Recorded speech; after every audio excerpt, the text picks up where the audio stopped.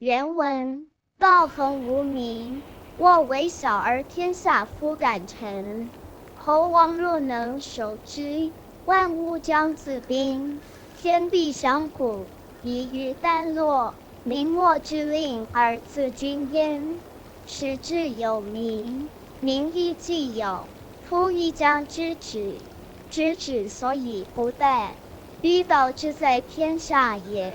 有小日之与江海也。白话：王道非名非相，不因朝会于穆障而兴。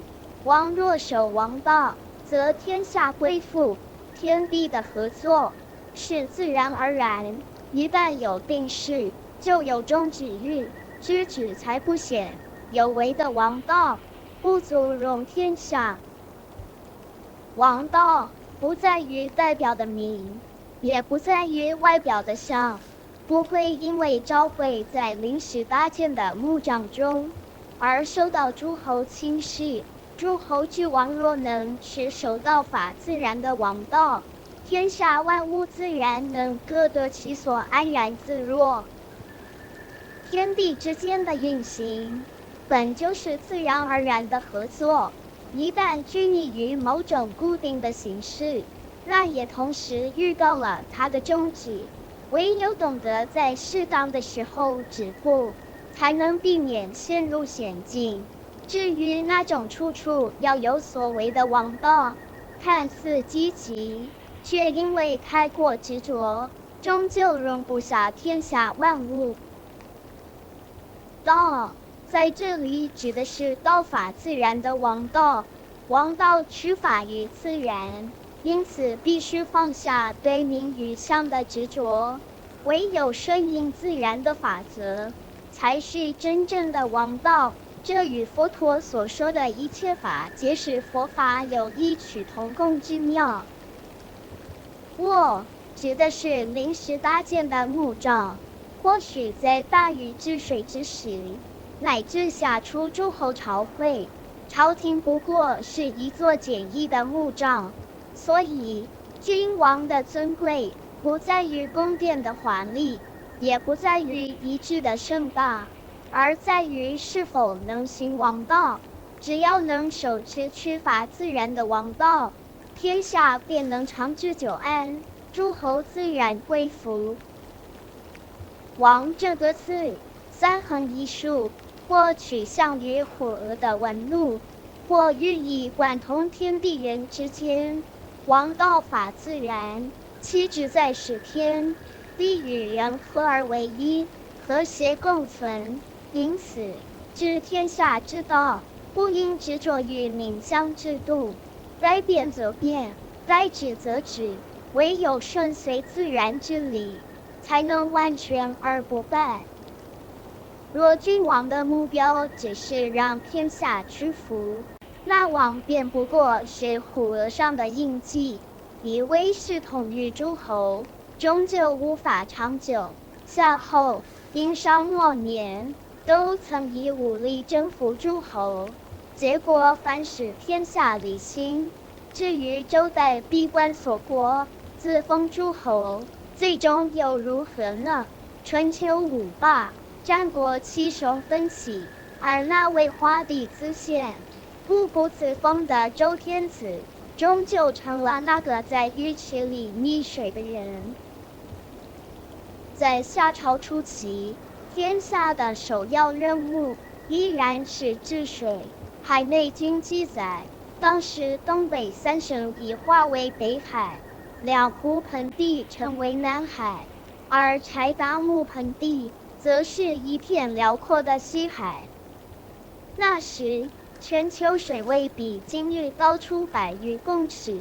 虽说大禹治水成功，但以13年之功，所能做到的大概只是疏通河道，安定百姓。至于那场席卷世界的大洪水，还得让地球的生态系统用上百年的时间慢慢消化，这并非人力所能左右，即使放到现代，也未必能完全应对。而悬于青海高原的那一盆巨水，每逢春暖花开，仍会倾泻而下，因此那是朝会诸侯的场所，往往只是临时搭建的简易木罩。这场世界级的大洪水将天下诸侯命运捆绑在一起，洪水的消退或许耗时100-200年，但正因如此，共主与诸侯之间的制度也变得格外牢固。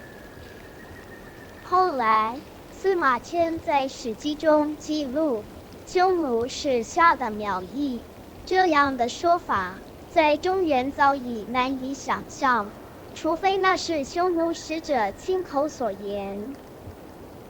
其实，《海内经》中却有匈奴之名，在那时，他们只是夏朝西北的一支小部落，大约如唐代的契丹一般。苗裔二字意味着血脉的延续，也象征着文化的交流与通婚的往来。即便大洪水早已退去，那股血缘与文化的力量却早已融入灵魂深处，这也使得中华民族打断骨头连着筋，虽然分分合合，终有一统之心。道法自然是夏朝立论的根本精神，王道正是效法自然，让天下太平成为自然而然、理所当然、无可争议的结果。正如我们在前一集所说，非以其无争于，故天下莫能与争。为什么能居前而民复害也？居上而民复众也？因为王道以民为本，以民为先，凡事替百姓着想，天下归心是理所当然而毫无争议。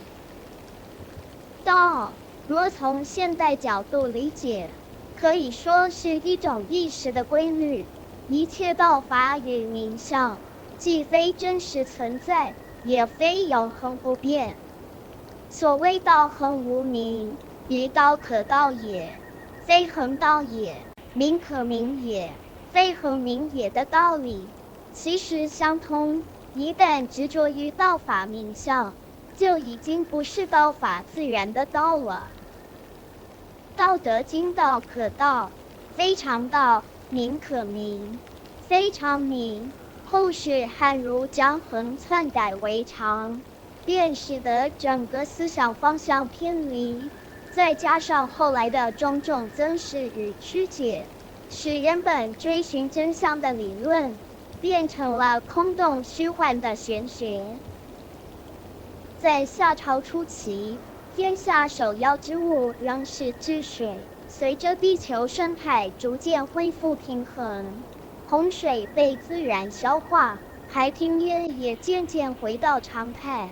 青藏高原上的积水在漫长的岁月里终于消融，于是王与诸侯的朝会才从简陋的木罩移入宏伟的宫殿之中。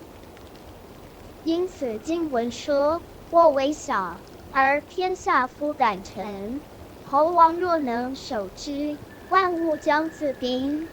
这句话在于强调王道持守的重要，只要君主能守住道法自然的王道，即使朝会与简易的木罩，天下依然归心，因为人们所敬服的不是宫殿的瑰丽壮伟，而是王道的太平治理。侯王这个称谓常见于夏、商时期的王老论述之中，意思是诸侯之王。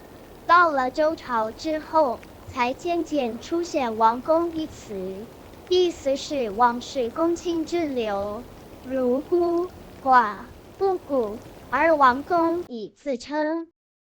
这些语义的转变，也标志着政治心态的转变，从民本思想由下而上的诸侯共主，变成君本思想由上而下的王朝权贵。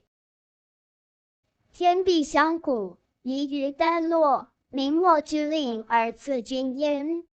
这句话形容的正是道法自然的王道，也是无为之道中柔的原始意涵。天地相互包容，彼此滋养，万物在其中自然生长。人们虽无人强令，却各得其所，自然而然地趋于平衡，既公平又平等。而使之有民，民亦既有，夫亦将知止。知止所以不殆，则揭示了有为王道的局限，也是无为之道中反的原始意涵。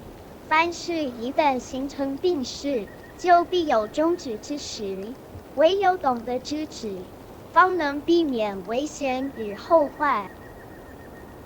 人生若能合乎自然规律，便能健康安然；治天下若能顺应自然之道，便能太平长久。